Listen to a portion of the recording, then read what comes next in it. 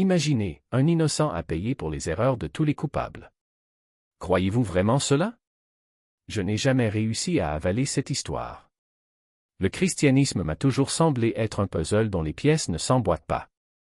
Un évangile dit une chose, un autre la contredit, et Paul apparaît avec des idées complètement différentes. Chacun avec sa théologie, chacun tirant les sardines de son côté. Malgré cela, je croyais en Dieu, mais le christianisme ne m'a jamais convaincu. En fait, je ne suivais vraiment aucune religion. Jusqu'au jour où j'ai décidé de lire le Coran. Ce n'était pas par foi, ni par curiosité sincère. C'était par pur entêtement. Je voulais prouver à un ami qu'il avait tort, montrer que j'en savais plus que lui. Un adolescent typique qui veut se montrer, vous savez ce que c'est? Je suis plus macho que toi, mec. Je vais lire ce livre juste pour te réfuter. Et c'est ainsi que j'ai commencé, la tête pleine de doutes et le cœur vide d'attente. Je m'appelle Jake Brangatella et je suis né et j'ai grandi dans le New Jersey, où je vis toujours du moins pour le moment. J'ai l'intention de déménager au Maroc, mais c'est un sujet pour une autre fois. Mon enfance n'a pas été facile. Mes parents se sont séparés quand j'étais petite et j'ai été élevé pratiquement seul par ma mère. Une éducation simple, bourgeoise, sans luxe, mais aussi sans grande privation. Ma famille était catholique et j'ai même étudié pendant un certain temps dans une école religieuse avant de passer à l'école publique. Mais même si j'allais à l'église et écoutais prêcher, je n'ai jamais pu croire vraiment au christianisme. Beaucoup de gens me demandent comment je peux croire en Dieu et en même temps rejeter le christianisme. La réponse est simple, j'ai toujours eu la foi, mais je n'ai jamais trouvé de cohérence dans la religion qui m'était présentée. Il ne m'est jamais venu à l'esprit d'arrêter de croire en Dieu, malgré toutes mes critiques. Il est impressionnant de voir combien de personnes, en abandonnant le christianisme, finissent par tomber dans l'athéisme ou l'agnosticisme. Peut-être parce qu'ils ne connaissent pas d'autres options, ou parce qu'ils ne voient pas d'autres alternatives que celle qui leur est imposée. C'était différent avec moi. J'ai toujours su que Dieu existait, même lorsque les doctrines n'avaient aucun sens. Je me souviens bien de mon expérience à l'église. En tant qu'enfant, vous passez par une série de rituels, votre première communion, la confirmation, cette cérémonie qui vous confirme en tant que membre à part entière de la foi catholique. Pour les Juifs, ce serait quelque chose comme une bar mitzvah. Je n'ai jamais pris tout cela au sérieux. J'ai fait des dégâts, j'ai eu des ennuis et les prêtres ont vite compris que je n'étais pas prêt pour la confirmation. Ma mère a été appelée et on lui a dit que je n'étais pas assez mûr pour le rituel. Sur le moment, j'étais soulagé. Super, je n'ai pas besoin de vivre ces bêtises, ai-je pensé. Mais aujourd'hui, en regardant en arrière, je vois qu'il y avait peut-être là une sagesse. Qui sait, si j'étais devenu catholique officiel, j'aurais approfondi encore plus cette foi qui ne m'a jamais convaincu. Mais venons-en à ce qui compte vraiment, pourquoi le christianisme ne m'a-t-il jamais convaincu? Je vais le résumer en 3 points qui m'ont toujours fait dresser les cheveux. La première est la Trinité. Dieu est un, mais est-il aussi 3? Père, Fils et Saint-Esprit, tous Dieu, mais ne sont-ils pas la même chose? Comme ça? Même s'ils tentent de s'expliquer, le récit ne se termine jamais. Cela ressemble plus à une énigme non résolue qu'à une vérité divine. Le deuxième point est l'incarnation. On dit que Dieu s'est fait homme, que Jésus était à la fois pleinement divin et pleinement humain. Mais comment? Dieu sait tout, est tout-puissant, éternel. L'homme est limité, ignorant, fragile. Comment un être peut-il être les deux choses à la fois? Si Jésus était Dieu, comment pourrait-il ne pas savoir certaines choses? Comment pourrais-je avoir faim, être fatigué, souffrir? La Bible montre même des moments où il semble ignorer les faits fondamentaux. Cela n'a jamais eu de sens pour moi. Et le troisième point, peut-être le plus important, est le salut. Comment ça marche? Dans le christianisme, la logique est simple, Jésus est mort pour nos péchés, et voilà, tout est résolu. Croyez simplement en lui et vous êtes sauvés. Mais qu'en est-il de nos actions? Qu'en est-il de la façon dont nous traitons les autres? Et la justice? Cela n'a aucun sens qu'une personne passe toute sa vie à faire le mal et, à la dernière seconde, à le regretter et à se faire pardonner, tandis qu'une autre personne passe sa vie à aider les autres et meurt sans croire à la bonne formule. Où est la cohérence? C'est pourquoi, lorsque j'ai commencé à lire le Coran, j'ai trouvé quelque chose qui avait du sens. Ce n'était pas une religion pleine de contradictions, mais un chemin clair, plein de logique et de justice. Et plus important encore, je n'ai jamais eu à abandonner ma foi en Dieu pour accepter cette vérité. Doctrine du salut, de la nature de Dieu ou de la justice divine, nous ne pouvons pas simplement accepter que quelque chose soit un mystère, lorsqu'il contredit la logique et l'essence même de ce qu'il a révélé sur lui-même. Si Dieu est parfait en sagesse, en miséricorde et en justice, pourquoi son message serait-il si confus qu'il nous obligerait à abandonner la raison pour croire? Le Coran, en revanche, ne vous demande pas de croire en quelque chose qui défie le bon sens. Il ne dit pas que Dieu est trois et un à la fois, ni qu'un innocent doit payer pour les erreurs du coupable. Au lieu de cela, il déclare clairement, quiconque se repent et fait le bien, Allah acceptera son repentir, Coran 25, 70. Il n'y a pas d'intermédiaire, il n'y a pas de sacrifice symbolique, il n'y a pas de mystères inexplicables.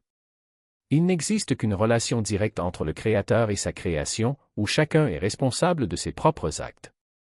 Et lorsqu'il s'agit de la Bible, les contradictions ne sont pas des détails mineurs, ce sont des défauts fondamentaux qui remettent en question son authenticité. Comment pouvons-nous faire confiance à un livre qui, dans un évangile, dit que Jésus a été crucifié un jour et un autre, à un moment différent? Comment pouvons-nous accepter que Paul, qui n'a jamais rencontré Jésus personnellement, ait plus d'autorité sur la doctrine que les disciples qui ont vécu à ses côtés? Les premiers chrétiens ont débattu de ces questions et, à ce jour, il n'existe aucun consensus. Pendant ce temps, le Coran reste inchangé, mot pour mot, puisqu'il a été révélé, sans modification, sans révision, sans interprétation contradictoire. Si vous cherchez la vérité, ne vous contentez pas de réponses vagues ou de l'excuse selon laquelle c'est un mystère. Dieu ne nous a pas donné la capacité de raisonner pour que nous la mettions de côté lorsque la foi exige des réponses. Il nous a donné l'intelligence nécessaire pour reconnaître la cohérence, la justice et la beauté de son message et c'est exactement ce que l'islam offre. À ceux qui hésitent encore, je dis, n'ayez pas peur de poser des questions. N'ayez pas peur de regarder. Visitez une mosquée, parlez aux musulmans, lisez le Coran à cœur ouvert. Vous n'êtes pas obligé d'accepter quoi que ce soit aveuglément. Dieu ne demande pas cela. Il demande seulement que vous utilisiez la raison, que vous recherchiez sincèrement la vérité et, lorsque vous la trouvez, que vous ayez le courage de la suivre. Parce qu'en fin de compte, la foi ne dépend pas de ce que les autres vous disent de croire. Il s'agit de ce que vous, avec votre propre conscience, reconnaissez comme vrai. Les vérités fondamentales, elles doivent être claires. Ils doivent être accessibles, compréhensibles et ne pas entrer en conflit avec le bon sens. Et je le sais parce que j'ai parlé à de nombreux chrétiens qui luttent contre ces doutes. Et c'est pourquoi je vous invite à considérer l'islam, parce qu'en lui tout est simple. Nous croyons en un seul Dieu. Nous croyons qu'il a envoyé des prophètes et des messagers, tous porteurs du même message essentiel, bien qu'avec de légères différences dans les lois ou les pratiques comme les restrictions alimentaires, par exemple. Mais lorsqu'il s'agit de théologie, de nature de Dieu, il n'y a pas de place pour l'ambiguïté, il est un, sans partenaire, sans division, sans ressemblance avec quoi que ce soit qui existe. Il est indépendant, alors que tout le reste dépend de lui. Cette simplicité résonne chez tous ceux qui croient en Dieu, en particulier les chrétiens. Lorsqu'ils comprennent vraiment ce que l'islam enseigne sur l'unité divine, sur Jésus oui, nous le vénérons comme prophète, Messie, né d'une vierge, accomplisseur de miracles et sur le salut, beaucoup sont attirés. Car, au fond, ce que le Coran répète avec insistance est quelque chose de tout à fait logique, aucune âme ne portera le fardeau d'une autre. Il n'y a pas d'intermédiaire pour nos péchés. Chaque personne est responsable d'elle-même, de ses actes, de ses intentions. Et c'est juste. C'est logique. C'est humain. Je n'ai découvert l'islam qu'à la fin du lycée, grâce à un ami, Alejandro, qui était musulman. À l'époque, il n'était pas très religieux, mais cela suffisait à piquer ma curiosité. Des années plus tard, vers la vingtaine, j'ai décidé de lire le Coran mais avec de mauvaises intentions. À ce moment-là, je ne croyais à rien, pas même au christianisme. Je voulais juste réfuter mon ami, prouver qu'il avait raison de douter. C'était une attitude immature, presque enfantine. Mais même ainsi, en moins de 2 semaines de lecture du Coran, quelque chose a changé. Les mots m'ont frappé d'une manière à laquelle je ne m'attendais pas. À la fin de la lecture, j'ai réalisé que mon projet de « gagner » la dispute n'avait plus de sens. Je suis revenu vers lui et lui ai dit « Je veux devenir musulman ». Il était surpris mais heureux. Et c'est ainsi qu'en 2012, j'ai embrassé l'islam. Ce n'était pas un processus compliqué. En fait, c'était comme si j'étais déjà musulman sans le savoir. Les doutes que j'avais sur le christianisme, la Trinité, la nature de Dieu, l'idée d'un sauveur divin se sont tous dissipés lorsque j'ai compris ce qu'enseigne réellement l'islam. J'ai découvert que Jésus a toujours fait partie de ma foi, mais d'une manière qui ne m'a jamais été présentée, en tant que prophète, pas en tant que Dieu. J'ai découvert que le salut ne dépend pas des sacrifices des autres, mais de la responsabilité personnelle. Et tout cela était bien sûr présent dans le Coran. Aujourd'hui, quand je vois des gens chercher des réponses, surtout après tout ce qui s'est passé dans le monde, les guerres, les injustices, je me rends compte que beaucoup se demandent comment ces musulmans maintiennent-ils leur foi face à tant d'épreuves. La réponse réside dans la clarté du message. Il ne s'agit pas de dogmes obscurs ni de rituels incompréhensibles. Il s'agit d'un Dieu unique, d'une relation directe avec lui et de la certitude que chaque personne sera jugée sur ses propres actions. Donc, si vous cherchez, ne vous contentez pas de ce que vous entendez. Ne laissez pas les préjugés ou la désinformation dicter votre opinion. Parlez aux musulmans. Lisez le Coran. Donnez-vous une chance de comprendre. Parce que la vérité, une fois découverte, ne nécessite pas d'arguments compliqués, elle a tout simplement du sens. Et quand c'est le cas, vous le savez. Et plus profond, le sentiment d'appartenir à quelque chose de plus grand que moi. Il ne s'agissait pas seulement de croyances ou de rituels, mais d'un lien vivant avec des personnes qui, malgré leurs différences, partageaient la même foi, les mêmes valeurs et le même objectif. C'était comme si, tout d'un coup, j'avais trouvé une famille spirituelle qui m'accueillait sans jugement, sans autre exigence que la sincérité du cœur. Et cette transformation ne s'est pas arrêtée là. L'islam m'a donné quelque chose dont je ne savais même pas que j'avais besoin, la discipline. La prière 5 fois par jour, le jeûne du Ramadan, la charité, la recherche constante de la connaissance, tout cela a façonné ma routine d'une manière que je n'aurais jamais imaginée. Ce n'était pas un fardeau, mais une structure qui me gardait les pieds sur terre, même dans les jours les plus difficiles.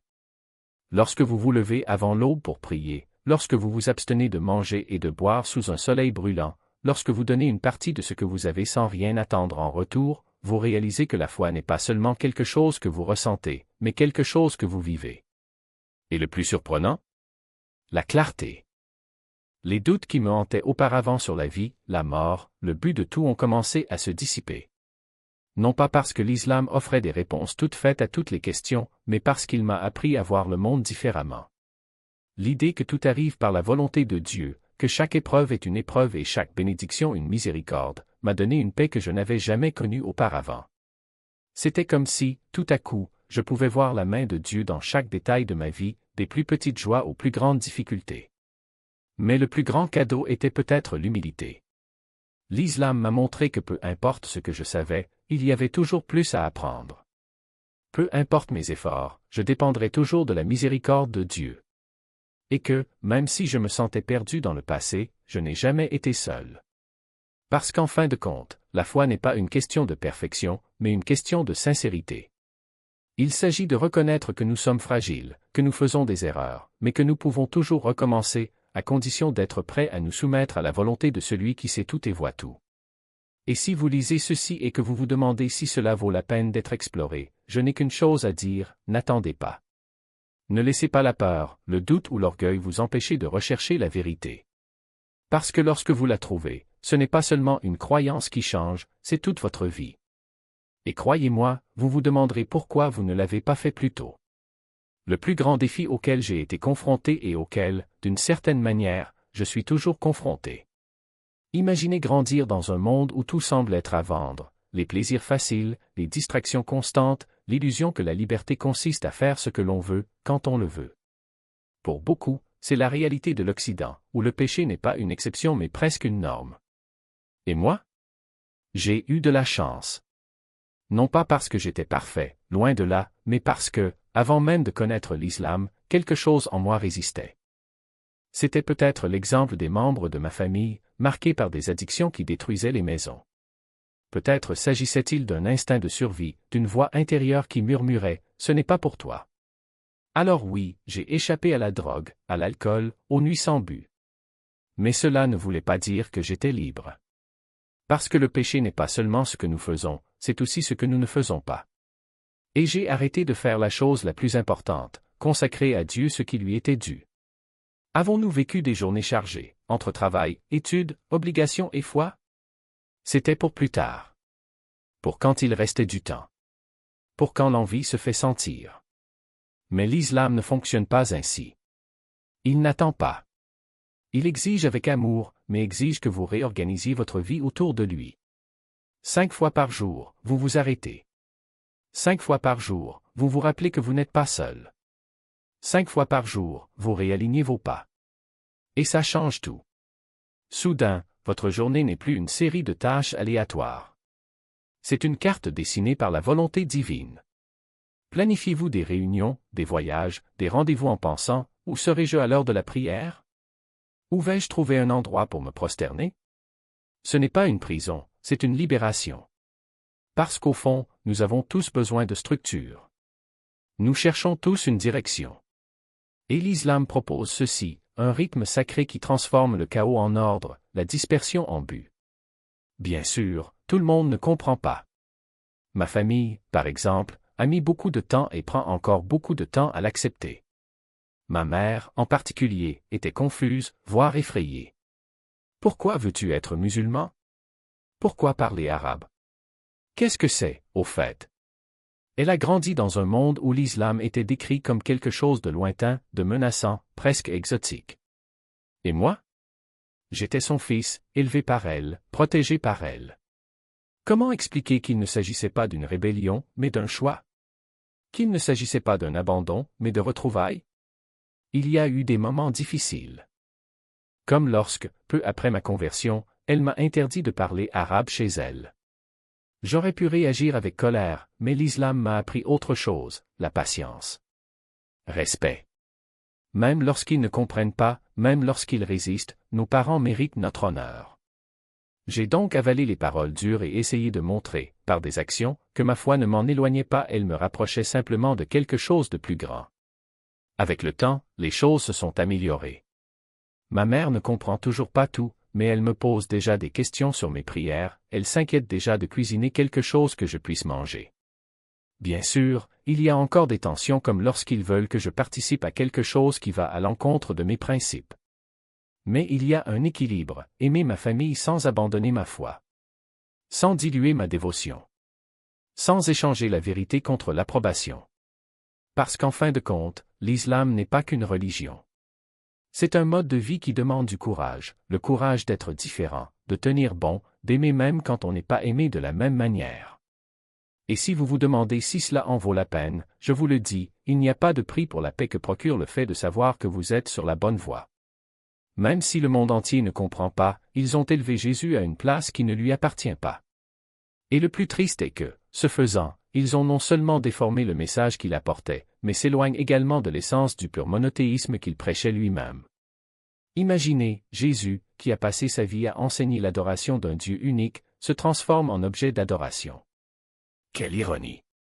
Lui, qui s'est incliné en supplication devant le Créateur, est maintenant placé sur le trône de Dieu. Et le pire? Beaucoup ne remarquent même pas la contradiction. Ils répètent des mots, suivent des rituels, mais ils ne s'arrêtent pas pour se demander, si Jésus est Dieu, pourquoi a-t-il prié? S'il est Dieu, pourquoi a-t-il demandé de l'aide au Père? S'il est Dieu, pourquoi a-t-il dit qu'il ne connaissait pas le jour du jugement? C'est comme s'il prenait la vérité la plus simple, adorer Dieu et lui seul, et l'enveloppait de couches de dogmes jusqu'à ce que personne ne puisse plus la voir. Et le plus effrayant, c'est que, souvent, ces mêmes personnes qui défendent Jésus bec et ongles ne connaissent même pas l'Évangile comme ils le devraient. Demandez aux chrétiens moyens, où est-il dit que Jésus est Dieu? La plupart ne sauront pas quoi répondre. Ils répètent ce qu'on leur a appris, comme ma mère répétait la prière à Marie sans comprendre ce qu'elle disait. Mais voici la beauté de l'islam, il n'exige pas que vous l'acceptiez aveuglément. Il invite à la réflexion. Dites, produisez votre preuve, si vous êtes véridique. Coran 2, 111. Il ne s'agit pas de suivre des traditions ou des émotions, mais de rechercher la vérité, même si elle détruit tout ce que vous croyez auparavant. Et c'est pourquoi, quand je parle à ma mère, ce n'est pas pour la convertir de force. C'est pour la faire réfléchir. Mère, si Jésus n'est pas Dieu, pourquoi l'adores-tu? S'il n'est qu'un prophète, pourquoi mets-tu en lui ce qui n'appartient qu'au Créateur? Parfois, elle se tait. D'autres fois, elle se met en colère. Mais l'important est que la graine ait été plantée. Parce qu'en fin de compte, la foi ne dépend pas de ce que disent les autres, mais de ce que vous choisissez de croire lorsque personne ne vous regarde. Et si vous, qui lisez ceci, vous êtes déjà senti seul au cours de ce voyage, sachez une chose, la solitude en fait partie. Mais ce n'est pas vide. C'est l'espace où la vérité grandit. Où vous apprenez que vous n'avez pas besoin de l'approbation de tout le monde pour être qui vous êtes. Où l'on comprend que, parfois, les personnes les plus résistantes sont celles qui ont le plus besoin de patience parce qu'au fond, elles cherchent aussi quelque chose. Ma mère prie toujours Marie. Il est toujours dit que Jésus est Dieu. Mais maintenant, parfois, elle hésite. Et c'est déjà une victoire. Parce que la foi n'est pas un interrupteur qu'on allume d'un coup. C'est une lumière qui s'allume petit à petit, jusqu'au jour où, sans que vous vous en rendiez compte, elle éclaire tout autour de vous. Et si vous êtes sur ce chemin, si vous avez du mal à maintenir votre foi face à des regards suspects ou à des paroles dures, rappelez-vous, chaque pas que vous faites vers la vérité est un pas que personne ne peut vous enlever. Pas même ceux qu'ils aiment le plus. Parce qu'en fin de compte, le véritable amour n'est pas celui qui accepte tout sans poser de questions, c'est celui qui respecte, même quand on ne comprend pas. Et Dieu sait mieux. Il a exagéré la figure de Jésus. N'est-ce pas vrai? Lorsque nous parlons des religions abrahamiques, et oui, je sais que le terme n'est pas parfait, nous avons trois chemins qui, à première vue, semblent distincts, mais qui révèlent en réalité quelque chose de profond dans la nature humaine, la tendance à osciller entre les extrêmes. Les Juifs, par exemple, nient même que Jésus était un prophète de Dieu. Pour eux, il n'était pas le Messie promis et, malheureusement, dans certains de leurs textes les plus durs, ils lancent même des propos offensants contre lui et sa mère. Un extrême, le rejet total d'un vrai messager. D'autre part, les chrétiens ont dépassé toutes les limites en divinisant Jésus, en le transformant en Dieu, en la deuxième personne de la Trinité, en sacrifice rédempteur qui lave les péchés du monde. Autre extrême, une adoration qui confond le messager avec le messager lui-même. Et puis l'islam arrive et dit, attendez. Il existe une voie médiane. Le Coran nous qualifie de « nation modérée », précisément parce que nous ne nous perdons pas dans des dénégations aveugles ou des exaltations excessives. Nous reconnaissons que les Juifs ont eu tort de rejeter Jésus, de nier ses miracles, d'ignorer qu'il avait annoncé la venue du prophète Mahomet, que la paix soit sur eux deux. Mais nous corrigeons aussi les chrétiens, oui, Jésus est le Messie, oui, il est prophète de Dieu, mais il n'est pas Dieu. Il n'est pas le Fils de Dieu au sens littéral du terme. Ce n'est pas lui qui porte les péchés de l'humanité, car aucun être créé ne peut assumer ce qui est la prérogative exclusive du Créateur. L'islam ne demande pas aux chrétiens d'abandonner Jésus. Au contraire, cela exige qu'ils l'aiment et le respectent, mais dans les limites de la vérité. Et voici le détail que beaucoup ignorent, on ne peut pas être musulman sans honorer Jésus. Le rejeter, c'est quitter l'islam. Nous le vénérons comme l'un des plus grands prophètes, comme celui qui est né d'une vierge, qui a guéri les malades, qui a ressuscité les morts avec la permission de Dieu. Mais nous ne l'élevons pas au-dessus de ce qu'il a lui-même enseigné. Nous ne faisons pas de lui un objet d'adoration, car l'adoration n'appartient qu'à Dieu. Et c'est précisément cette modération que beaucoup de chrétiens ne comprennent pas lorsqu'ils regardent l'islam. Ils imaginent qu'en n'appelant pas Jésus, Dieu, nous diminuons son importance. Mais c'est exactement le contraire, en ne le divinisant pas, nous préservons sa véritable grandeur, celle d'un serviteur exemplaire, d'un messager fidèle, signe de la miséricorde divine. Quoi de plus sublime que de reconnaître que Dieu, dans son infinie sagesse, a choisi un homme pour transmettre sa parole, sans avoir besoin de partager avec lui son essence? Avec la diffusion des connaissances aujourd'hui, grâce à Internet et aux plateformes de dialogue, de plus en plus de personnes découvrent cette vérité. Les chrétiens qui ont toujours considéré l'islam comme une religion de négation, commencent à se rendre compte qu'en fait, nous sommes ceux qui préservent le mieux le message original de Jésus, libre des distorsions imposées par des siècles de conciles et d'interprétations humaines. Et cette découverte, pour beaucoup, est libératrice. Mais ce qui me fascine le plus dans l'islam va au-delà de la théologie. C'est la clarté. Il n'y a pas de sombre mystère, pas de dogme qui défie la logique. Le message est simple, il n'y a qu'un seul Dieu, qui a envoyé des prophètes avec le même appel, l'adorer sans l'associer à quoi que ce soit ni à personne. Et le chemin vers le paradis est clairement tracé. Une foi sincère, de bonnes actions et une recherche constante du pardon. Il n'y a pas d'intermédiaire, il n'y a pas de sacrements qui sauvent par eux-mêmes, il n'y a pas de vagues promesses. Il y a la responsabilité individuelle et la miséricorde divine. Et puis, il y a la communauté. Quelque chose que, je l'avoue, je n'ai jamais trouvé ailleurs avec la même force. Je ne dis pas que les musulmans sont parfaits, loin de là. Mais il y a quelque chose dans l'islam qui transcende les barrières que le monde moderne renforce tant. À la mosquée, peu importe d'où vous venez, quelle est votre couleur de peau ou quelle est votre histoire. Ce qui compte, c'est que tu sois là, aux côtés de ton frère, prosterné devant le même Dieu. Il n'y a pas des « églises noires » ou des « églises blanches », comme on le voit dans tant de confessions chrétiennes. Il y a la Oumma, la communauté unie par la foi, et non par la couleur ou la classe sociale. Et dans un monde où les gens s'isolent derrière des écrans, où les relations se résument à des likes et à des commentaires, l'islam offre quelque chose de rare, une véritable connexion. La prière du vendredi n'est pas seulement un rituel, c'est un rappel que vous n'êtes pas seul. Les réunions, les iftars du Ramadan, les célébrations de l'Aïd, tout cela crée des liens qui dépassent le superficiel. Vous rencontrez des personnes qui, dans d'autres circonstances, ne croiseraient jamais votre chemin. Et soudain, vous découvrez que la foi n'est pas seulement une croyance individuelle, mais une expérience collective d'amour, de soutien et de but. C'est pourquoi, quand je regarde en arrière, je constate que l'islam ne m'a pas seulement donné des réponses, il m'a donné un foyer. Un endroit où la vérité n'est pas négociable, mais où le cœur est accueillant. Où la théologie n'est pas un enchevêtrement de contradictions, mais un phare. Et où la communauté n'est pas une option, mais une nécessité car, en fin de compte, personne n'est censé vivre seul. Pas parfait. Nous faisons tous des erreurs et je ne fais pas exception. Mais même ainsi, je n'ai jamais rien trouvé de comparable à la communauté musulmane ailleurs. C'est une bénédiction.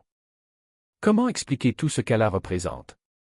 C'est une question profonde, mais je dirais que ce qui me fascine le plus, c'est l'unicité d'Allah, subhanahu wa ta'ala.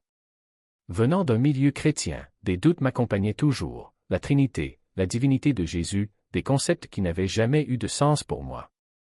Mais la clarté du Tawhid, l'unicité absolue d'Allah, était comme un rayon de lumière au milieu de la confusion. Kul huwa Allahu ahad, dites, il est Allah, l'unique. Allah, l'éternel, l'absolu, qui n'a besoin de rien ni de personne, alors que tout et chacun dépend de lui. Lam yalid wa lam yulad, il n'a pas été engendré, ni engendré. Il n'y a rien qui se compare à lui. Ces versets, que je récite constamment dans mes prières, sont un puissant rappel, si quelque chose ne correspond pas à cette description, cela ne peut pas être Dieu. Et c'est là que la logique s'impose. Jésus, même si nous le respectons en tant que prophète et Messie que la paix soit sur lui, ne répond pas à ces critères. Les chrétiens croient qu'il dépend de son père, qui avait besoin d'une mère et de soins lorsqu'il était enfant. Comment un être dépendant pourrait-il être Dieu? Et comment pourrait-il y avoir quelque chose de comparable à Allah, si même les prophètes, aussi élevés soient-ils, sont des humains? Mais s'il y a un chapitre du Coran qui résume indéniablement cette vérité, c'est bien la sourate Al-Ikhlas. Et à côté de cela, une autre sourate qui me touche profondément est la sourate Al-Bayyina. Cela peut paraître étrange à certains, mais cette courte sourate a un poids immense. Il parle du prophète Mahomet, que la paix soit sur lui, envoyé aux Juifs et aux chrétiens, leur présentant un message clair, un choix entre accepter ou rejeter. Et une fois ce choix fait, les conséquences sont clairement exposées. Certains sont scandalisés par le verset qui dit que les mécréants parmi les adeptes du livre et les idolâtres sont les pires des êtres vivants. Mais le contexte est primordial. Il ne s'agit pas de race, de naissance ou de condamnation arbitraire. Ce qui fait d'eux les pires, c'est d'avoir reçu le message du plus grand des prophètes, d'avoir devant eux la vérité la plus pure et de la rejeter néanmoins. C'est le refus d'utiliser la raison, de voir l'évidence. Comme le dit le Coran, ceux qui n'utilisent pas leur intellect sont comme les pires animaux. Et voici la clé, la théologie chrétienne, avec ses contradictions Jésus comme Dieu et homme, la Trinité, l'idée d'un sauveur qui meurt pour les péchés des autres ne résiste pas à un examen rationnel. Si vous utilisiez la logique, vous verriez que rien de tout cela n'a de sens. Il en va de même pour les Juifs qui, bien qu'ayant reçu des prophètes et des Écritures, ont déformé le message. Le rejet n'est pas un accident, c'est un choix. Mais pourquoi ce chapitre est-il si important pour moi? Parce qu'il me rappelle quelque chose de crucial, ma loyauté ultime va à Allah, pas aux liens du sang ou aux émotions. J'aime ma famille, mes amis non musulmans, mais je sais que ma plus grande obligation est envers la vérité. Je ne peux pas nier ce que dit le Coran, même si cela fait mal d'imaginer ceux que j'aime dans le feu. Le prophète Ibrahim, que la paix soit sur lui, a été confronté à la même douleur lorsqu'il a dû choisir entre son père et Allah. Et moi, comme lui, je dois donner la priorité à ce qui est éternel. Ainsi, lorsque je récite la sourate Al-Bayyina, ce n'est pas par haine ou par intolérance. C'est par souci de clarté. C'est en me rappelant qu'en fin de compte, ce qui compte n'est pas ce que les autres pensent de moi, mais ce qu'Allah sait est dans mon cœur.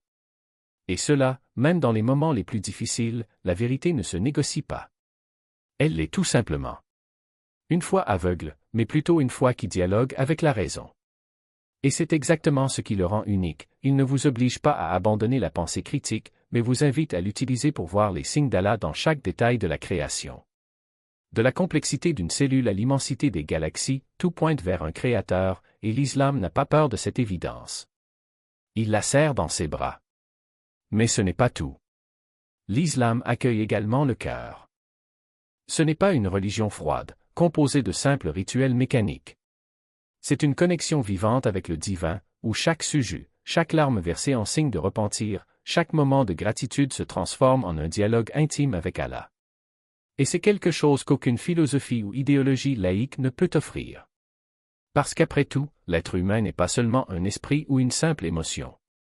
Il est les deux et l'islam les nourrit dans un équilibre parfait.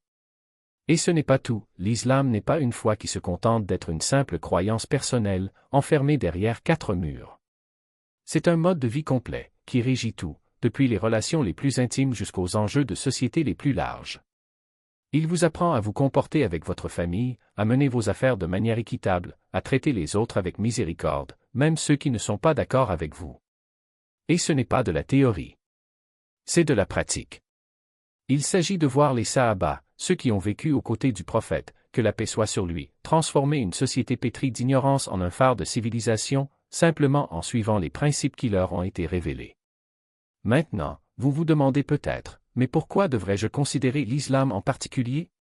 Car contrairement à d'autres croyances, elle ne vous oblige pas à abandonner votre identité, votre culture ou vos racines. Il les purifie. Il ne vous demande pas de cesser d'être qui vous êtes, mais de devenir la meilleure version de vous-même. Et c'est libérateur.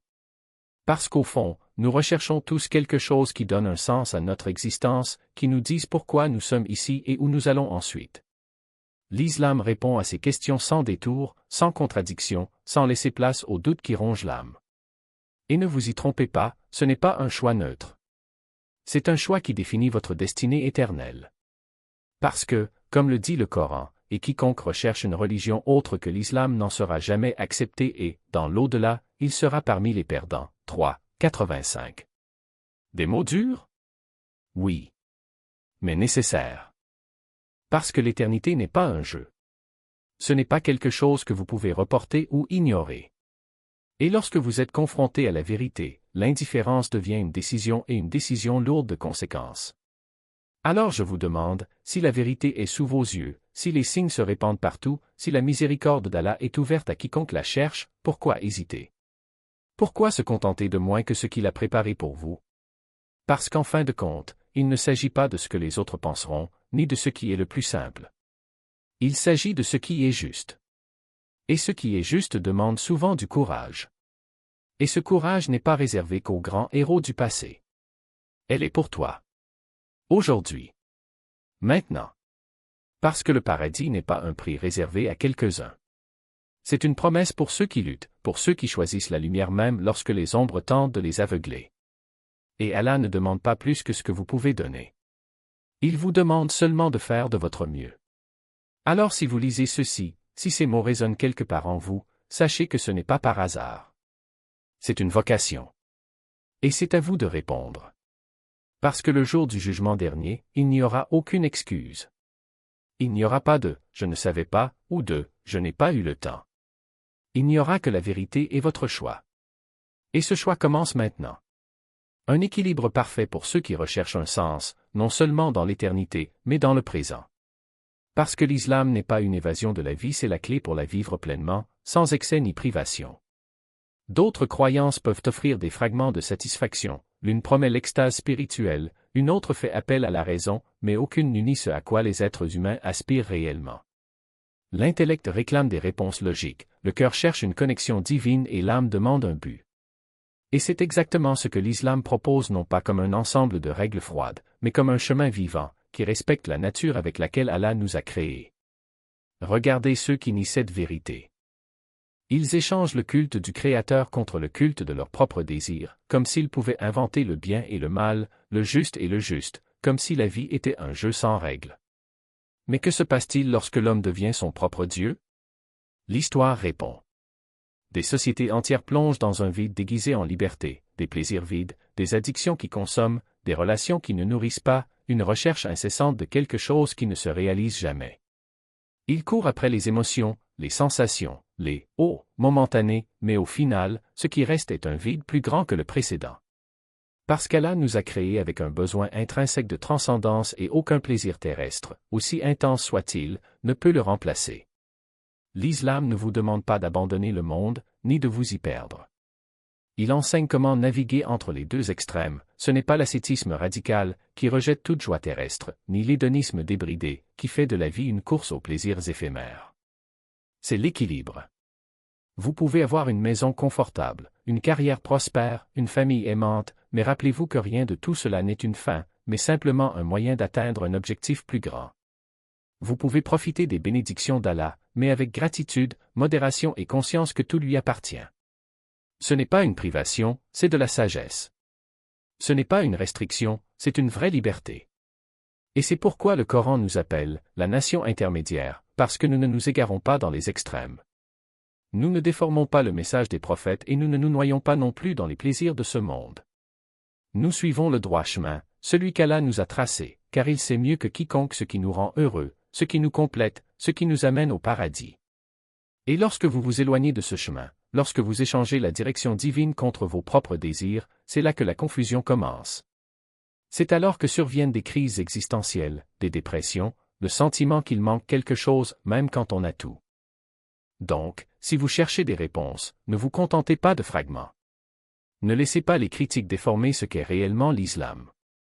Prenez le Coran, lisez-le à cœur ouvert, parlez aux musulmans qui vivent sincèrement cette foi. Donnez-vous la chance de connaître le seul message qui satisfait toutes les dimensions de l'être humain, la spirituelle, l'intellectuelle, l'émotionnelle. Parce qu'en fin de compte, il ne s'agit pas seulement de croire, il s'agit de vivre. Et vivre pleinement n'est possible que lorsque l'on est en paix avec le Créateur, avec la création et avec soi-même. Et si vous pouviez poser une question au prophète Mohammed, quelle serait-elle? Ce n'est pas une question facile, car de nombreuses réponses se trouvent déjà dans les enseignements qu'il nous a laissés. Mais si je devais en choisir une, ce serait peut-être celle de maintenir cet équilibre dans un monde qui nous tire dans toutes les directions. Comment ne pas se perdre dans les extrêmes, comment ne pas se laisser emporter par les distractions, comment rester ferme sur le chemin, même quand tout autour semble crier le contraire. Parce qu'au fond, c'est ce que nous recherchons tous, non seulement survivre, mais vivre avec un but. Et l'islam est la carte qui nous y guide. La sagesse derrière ses actes, mais il a reconnu qu'à ce moment-là, il n'avait pas les connaissances nécessaires pour les comprendre. Et c'est exactement ce qui nous arrive, nous marchons souvent dans des vallées sombres sans voir la lumière au bout, sans comprendre pourquoi certaines épreuves nous ont été imposées. Mais le prophète, qui a connu toutes sortes de rejets et de souffrances, savait mieux que quiconque comment transformer ses blessures en tremplin. Lorsque la famille ou les amis se détournent, lorsque les paroles d'amour se transforment en critiques, lorsque nos cœurs se brisent, lorsque nous voyons ceux que nous aimons refuser la vérité, la première leçon qu'il nous laisse est simple, ne vous abandonnez pas. Ne laissez pas le rejet des autres éteindre la flamme qu'Allah a allumée en vous. Rappelez-vous que le prophète a été traité de fou, de menteur, de perturbateur de l'ordre et pourtant il n'a jamais cessé de sourire, de tendre la main, de prier pour ceux qui lui ont fait du mal.